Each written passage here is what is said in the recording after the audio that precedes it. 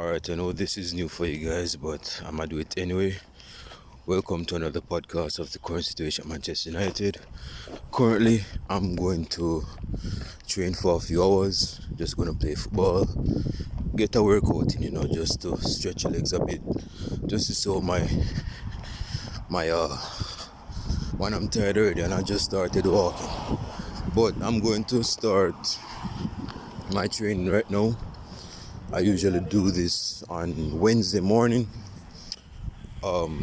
Yeah, so some of you guys probably think I do video podcasts and don't play football. No, I thought the life, I live the life. So I'm going to play football in a few moments. Before I get into that,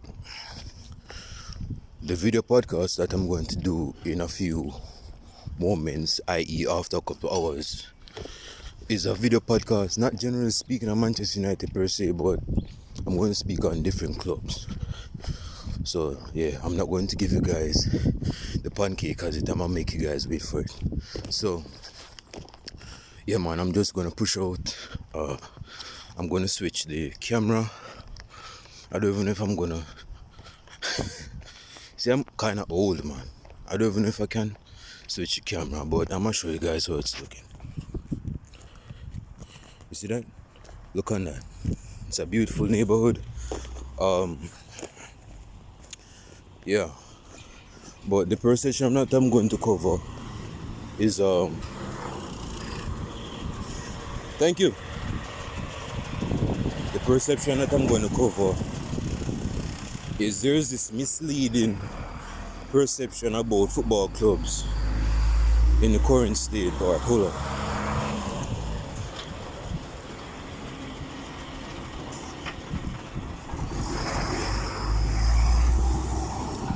Morning. See these boots? See these boots? Yeah, man, Predator. Yeah, my Predator at heart is me. That's the type of boots that I roll into. I ain't playing no. I'm not playing into no basic type of boots. But anyway, there's a conception that I would like to cover in my video podcast for today. So you guys stick out for that one, and I'm going to pause it right there. But yeah, man, I wanted to show you guys something, man. A different dimension per se. This is not a vlog per se, because I'm not a vlogger. But I just wanted to try out something in the morning, man. Just to, try a different dimension. So that is it for me.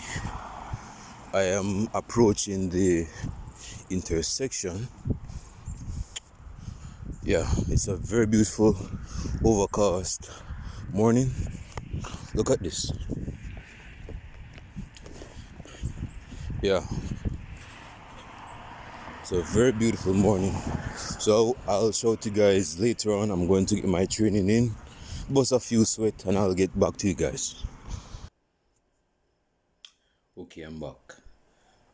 Just a quick report before I get into the meat of the matter.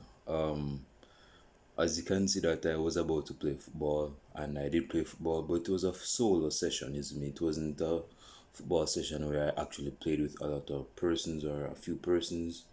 This was just solely on me, isn't it? So it was just a solo football session. Now, usually when I'm playing football on Wednesday, I'm playing with an elderly person. Now this person, okay, I'm back. Got interrupted for a second. Yeah, I usually play with this elderly person on Wednesday morning, and I would say he's from the era of probably Rivalino, Pele, Socrates that played for Brazil. Like, this dude is very good at his old age. I would probably say he's probably in his either late 70s, if not late 70s, if not early 80s. Yeah, he's that good. Yeah, he's like that good. But today he didn't show up, so I just did a few things. I did a few tweakings on my weaknesses in terms of football, like probably other stuff. So That's what I basically did. I didn't really do the full 2 hours, is me. So I just wanted to do what was beneficial to me at that moment. Um, okay, let's get into the topic of this video podcast. I don't want this to be longer than 30 minutes. There is this long-standing myth that needs to be brought closure to. There needs to be closure brought to this myth because for the past 4 and 5 years, I've been hearing this a lot, and it kind of trips me out because we're living in the modern age where clubs have to spend big money. The myth that I'm going to address is the myth of clubs buying the league. Buying the league. I'm pretty sure some of you guys know what buying the league is, but for a small percentage of you guys that are not that perceptive, I'm going to break it down for you guys. Just give me a second. I'm just they all seems busy today.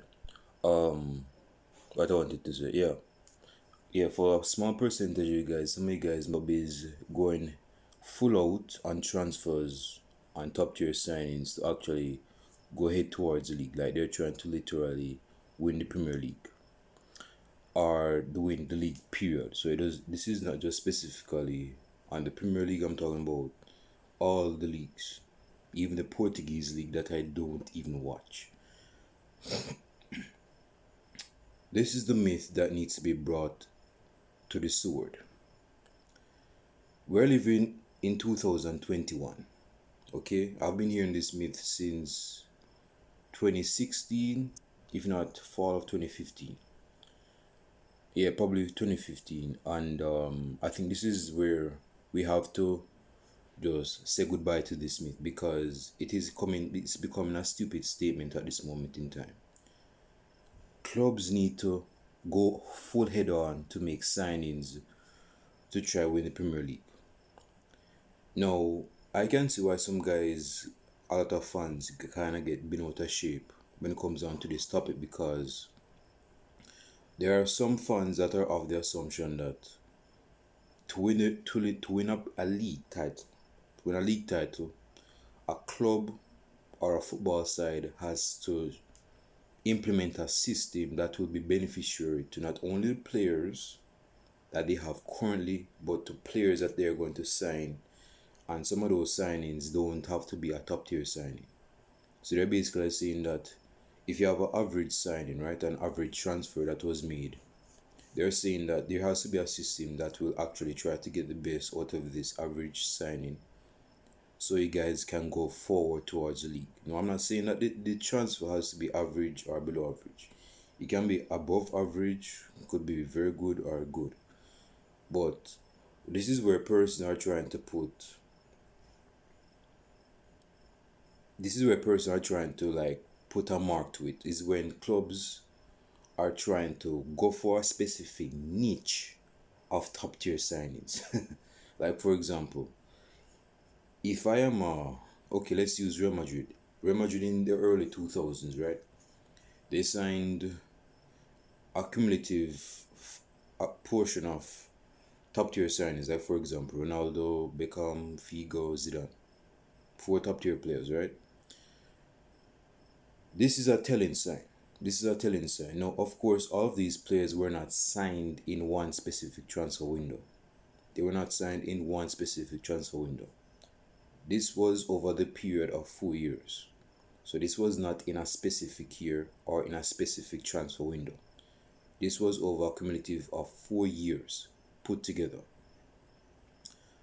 To use more of a specific example, let us use Real Madrid in 2009.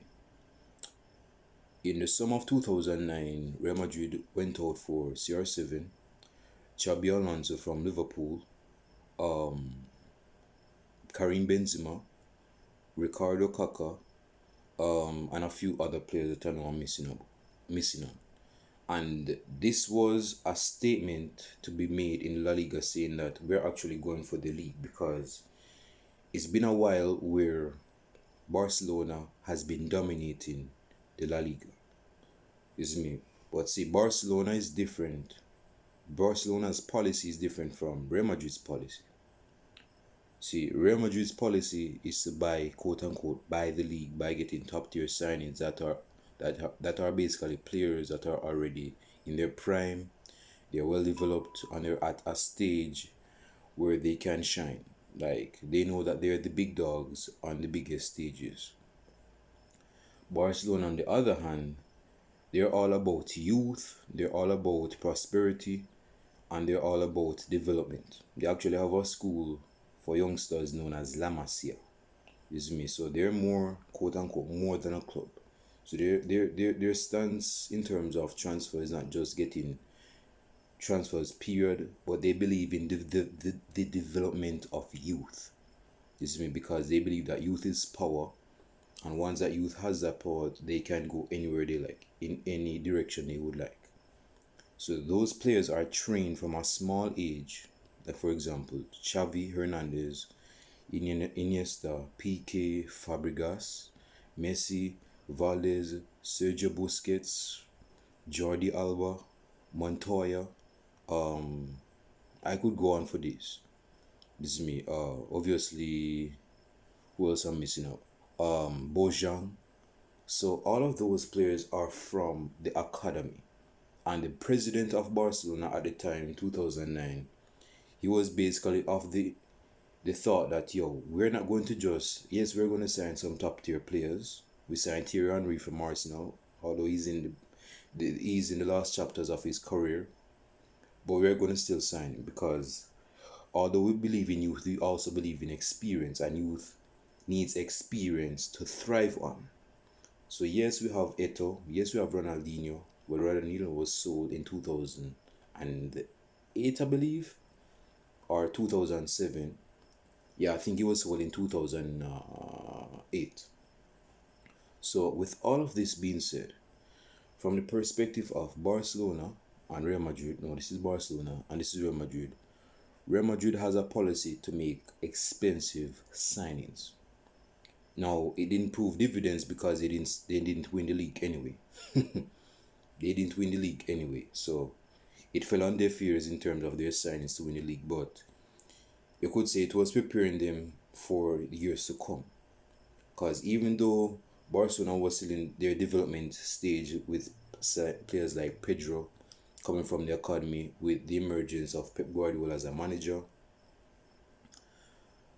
Real Madrid wasn't really doing anything. Because here's the thing, bro, and I've said this before in my previous videos, man.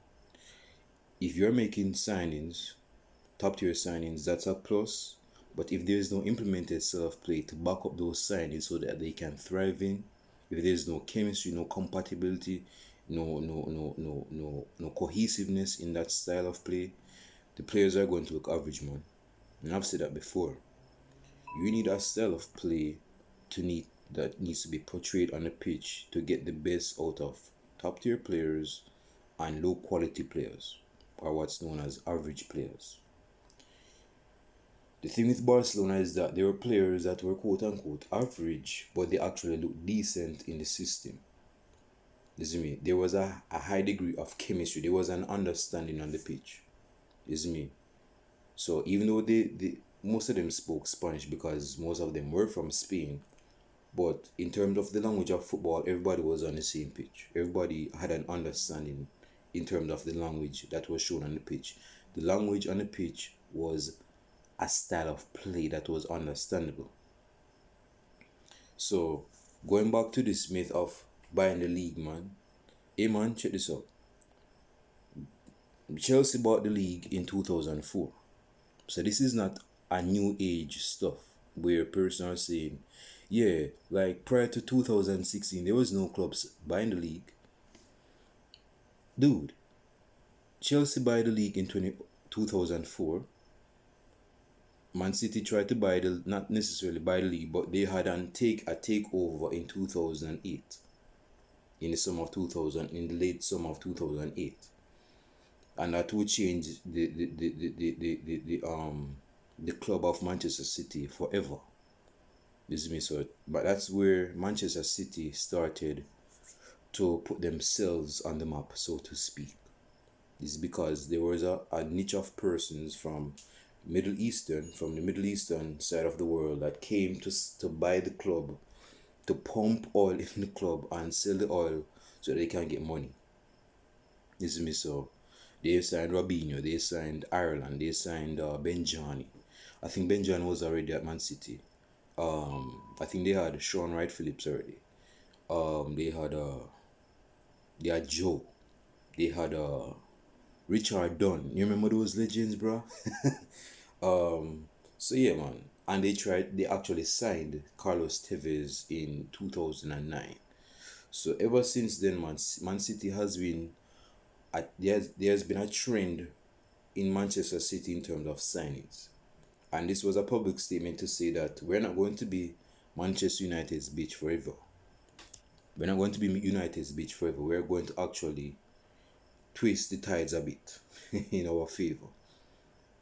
And years has passed by and that has proved to be the case because, okay, I can go in deep into it, so I'm just going to take my time and just say this straightforwardly. The clubs buying the league is necessary, whether it's top tier clubs or small clubs. Well, I don't think small clubs are going to go full head on because they don't want to be broke. It's me, so they're not going to be, they don't have enough money to be doing that. But man, you have clubs like Chelsea, Man City, Manchester United, PSG, Barcelona is broke. Oh, speaking of Barcelona, Gerard Piqué, respect to Gerard Piqué. Gerard Piqué actually took a wage pay cut so that the club could accommodate Memphis Depay being registered in La Liga. So, respect to Gerard Piqué. I know that you're not in my top 5 centre backs of all time on the pitch, but in terms of hospitability, I think I said that right. Hospitability. Yeah, man, you're a good Samaritan, man. Despite all the contrary, despite the things you've done in the past, you're actually a good person, Gerard Piqué. So, big ups to you on that. Now, yeah, man, Chelsea bought the league in 2004 with the coming in of Roman Abramovich. I'm almost like always messing up his name. Roman Abramovich came in 2004 and he wasn't messing around. Like he got Jose Mourinho, he got a lot of players. Like he signed probably about 18 players in 2004 and they won the league. So this what's known as probably current phenomenon of clubs buying the league. Dude, clubs been doing that since I think before 2004, but definitely starting with 2004.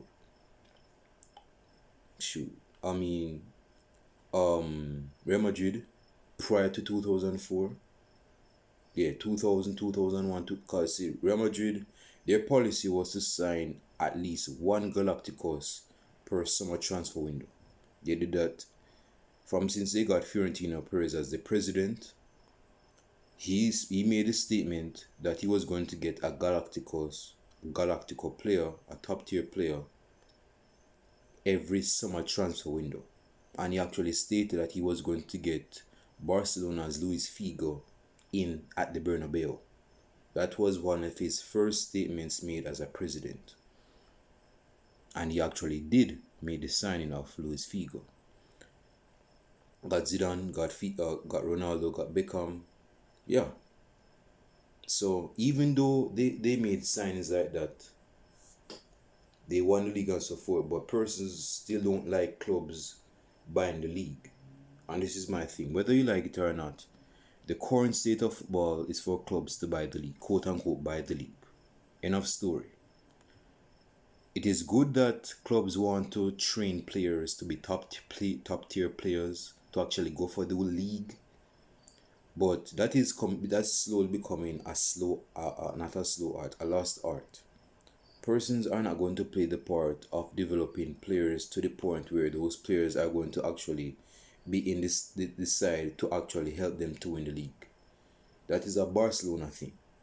That has been a Barcelona thing for a long period of time, since Rijkaard has been at Barcelona in the early 2000s. Is me so, right? I mean, Barcelona, no man, are quote unquote buying the league. They spend a lot of money on Coutinho, a lot of money on Dembele, a glass-made player, They're saying that they spent a lot of money on Griezmann, and all of those three players have not proved their worth at Barcelona. They signed Dembele in 2017. They signed Coutinho in January of 2018 from Liverpool, and they signed Griezmann I think in 2019, if not 2020. And all of those three players have not proved their worth at Barcelona. So it's evidently clear that although these three players were signed as a top tier player, that's why they were signed for over 100 mil, there was not a system, and this is Barcelona now, This is Barcelona now, a club that is known for tiki taka. There was not a system that would benefit those three players. Well, let's get Dembele out of the way because Dembele is always injured. Coutinho was not thriving in the system. Griezmann currently, or at least in previous times, he hasn't been thriving in the Barcelona system, man.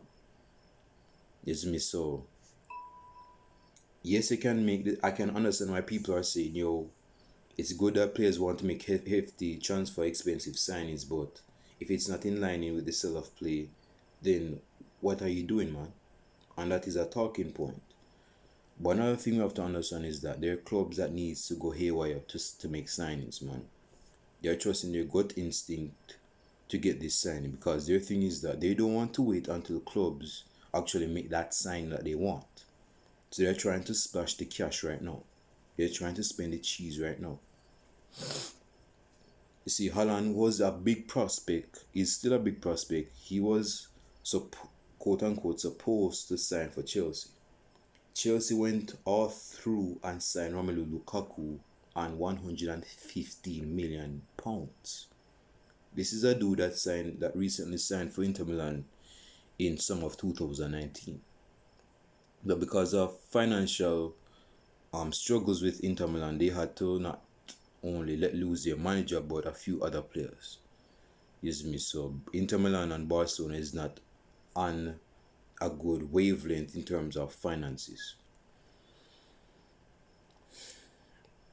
We're going back to the myth of clubs buying the league. Manchester United have made two good signings this summer in the names of Jadon Sancho and Rafael Varane. I've said this before and I'm going to say it again. We have to go for the Premier League this season. Liverpool, they actually won against Norwich 3-0, but I don't think I think they have signed a defender from RB Leipzig. But I'm not named Kuyate or whatever his name is. I can't remember his name. But he's a black defender. And Van Dijk is back. But Van Dijk doesn't score goals because he's not a striker. So, and Man City is not very convincing, at least not in their first game. So, this is a very good opportunity for Manchester United to come together and be united in going for the title. This is me. We haven't won the title since 2013.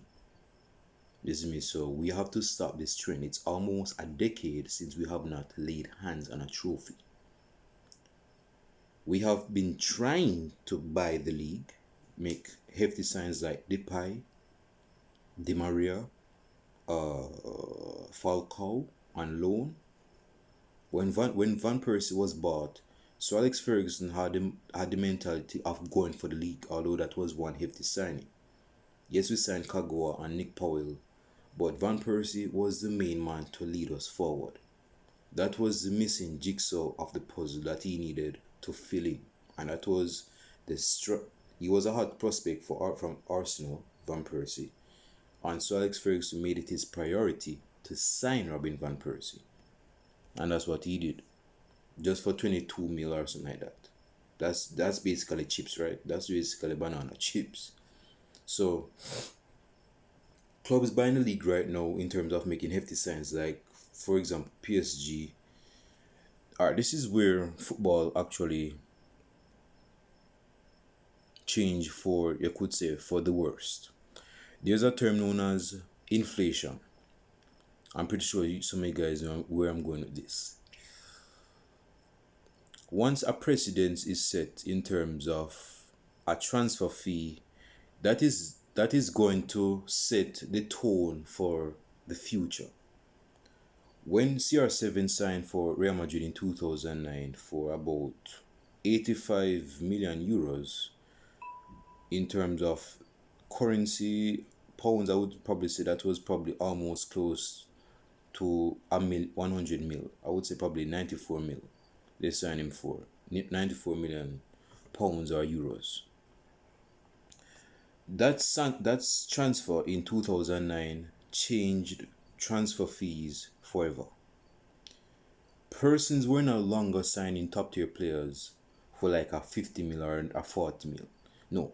When CR7 was signed for Real Madrid, persons were saying, okay, if this is the precedent that people are going to set in terms of signing top tier players, we're going to continue this. We're not going to go back to how things were like signing top tier players for 22 mil or so. We're going to continue this trend now. And the same thing happened with Gareth Bale in 2013. Man signed about 100 mil to Real Madrid. Yeah, 100 mil for Real Madrid. And persons are saying, okay, if this is the precedent that you're setting now, if this is the tone that you want to set for the future, we'll play ball and go ahead with that. You see me? So after Bale, in 2016, this is where things got out of hand now. United signed Paul Pogba. And when this signing was made, persons were saying, okay, there is no top tier player that can be signed for a cheaper transfer fee. In 2017, Dembele. In 2017, Mbappe. And I think Mbappe signed for PSG for about 125, if not 140 mil, which was, I believe, it was at first a loan to PSG, and then the loan was made permanent to PSG. But the fee to PSG was very hefty. It was over 100 mil. Then, of course, this is the signing. Man, notifications, man. What's wrong with you guys? Trying to stop my video. The signing that changed football forever was when Neymar moved from Barcelona to PSG in late 2017 in the summer. I actually remember this signing. I came back from if I remember, it was from a hotel. I came back and I got some rest because it was a long day and we had to pack and leave. And I knew that the speculations of Neymar were true, but I didn't really take it to heart. So I went to rest. I think it was on a Wednesday afternoon. And I woke up that Wednesday afternoon after I came back from the hotel. I spent probably about 2 or 3 days there with the family. And I saw an Instagram post by Neymar himself. When I saw this post, I knew that Neymar's speculations was not not for talk. I knew it was true, because it was kind of a lengthy post. And when I saw this post, I knew he was leaving for PSG. This was one of the transfers that changed modern football forever. And knowing Neymar and knowing how good he is, Neymar is not leaving on cheap. Barcelona is not making Neymar leave on a cheap. They signed this dude for 200 and odd mil, man. 200 and odd million euros. That's the type of money that they signed Neymar for. Man, I'm going over 30 minutes, man. But this is a topic that needs to be spoken about. There needs to be closure needs to be brought on this topic. This myth of clubs buying the league.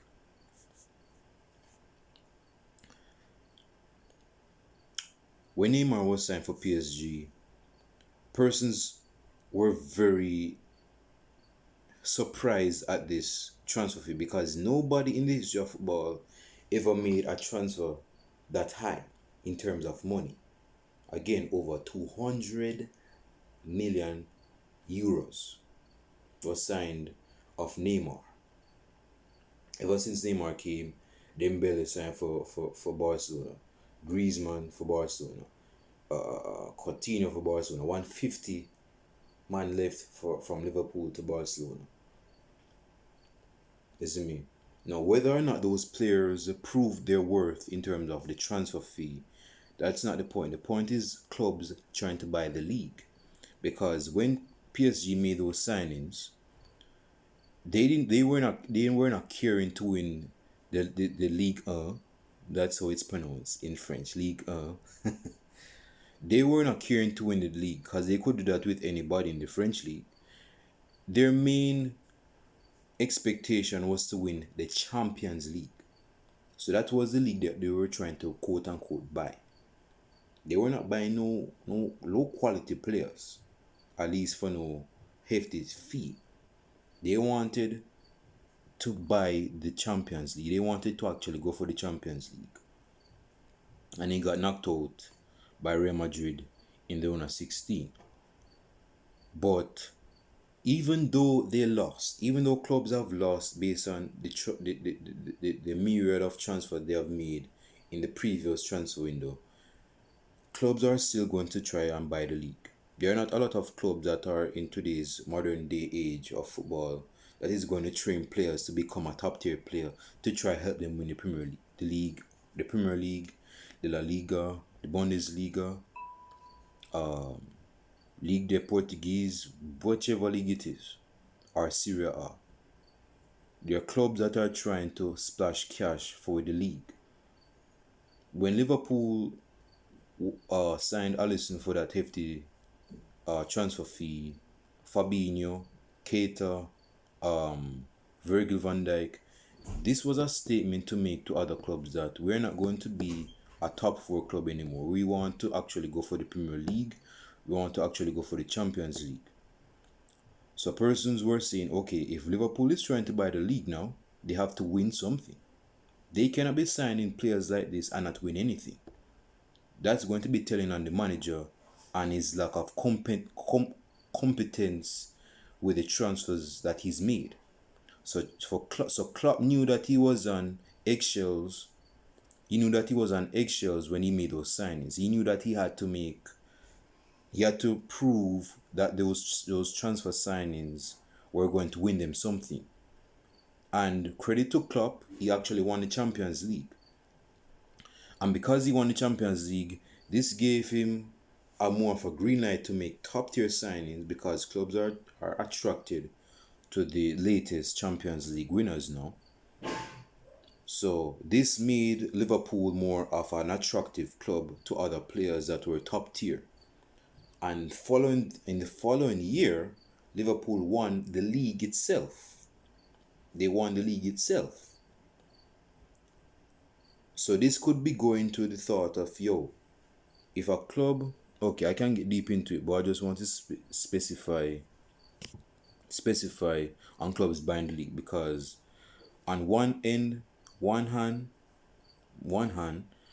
there are managers that needs to be given time. Not as much time as in previous history, because the game of football has become ruthless now. Like Lampard, when Lampard signed Havertz, Werner, and Ziyech, or whatever his name is, that was him getting backed by Roman Abramovich. And when he didn't follow through on those signings, he not winning anything, it was kind of ruthless by Abramovich, but it had to be done because the performance on the pitch was not up to standards. He had to cut loose with Lampard. And he had to get a manager that could help Chelsea win top tier trophies. And that's what they did last. They won the Champions League in the last 3 months, or 4 months or so. In the last 3 months. So clubs trying to buy the league is needed. It's necessary. Whether it's a good thing or not, that ain't the point. Clubs are going to buy the league and they don't care how they do it. This summer, PSG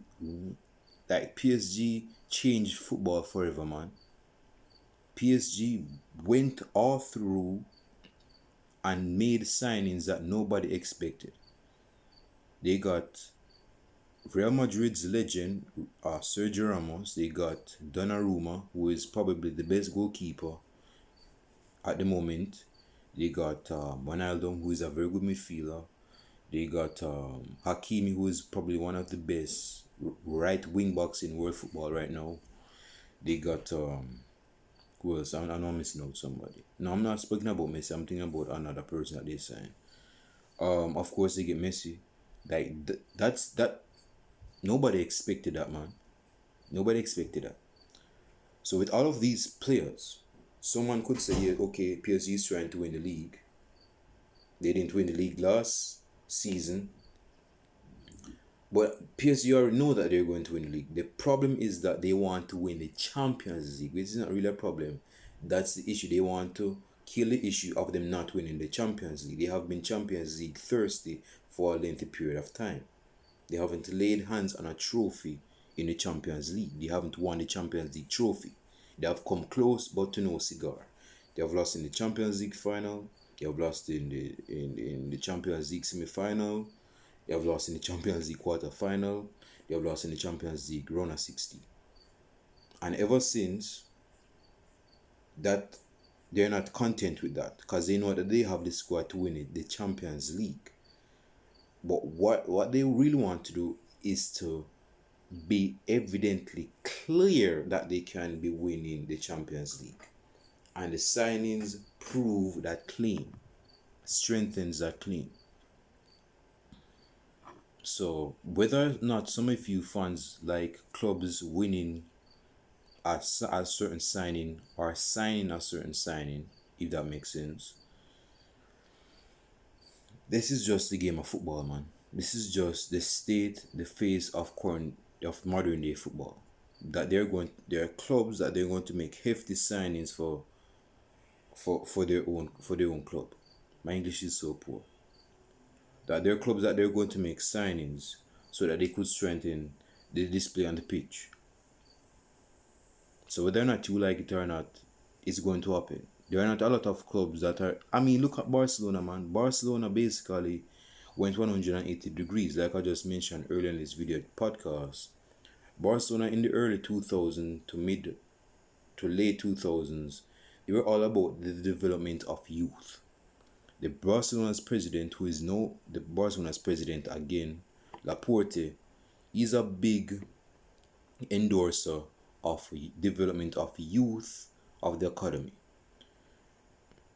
Now, persons could say that the academy in Barcelona is still eminent because they're still, pumping and producing youngsters, but it's not as prevalent as it was in the early 2000s, in the mid 2000s, in the late 2000s. It's not the same. Time has changed, man.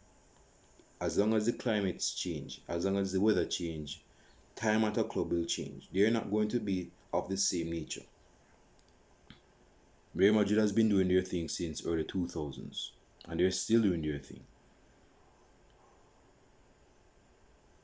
Clubs are going to do whatever. I think someone is on my lip. Clubs are going to do whatever is in their power to actually go and try to win a trophy. So they don't care if they're trying to win the league. It's not how they do it, it's just that they do it. It's a means to an end for them. It's the ends justify the means for the club. So basically, most clubs, they don't care how they win it. For some clubs, they care both ways in terms of playing good football and winning the trophy. But for other clubs, it's just the ends justify the means. They just want to win a trophy any means necessary.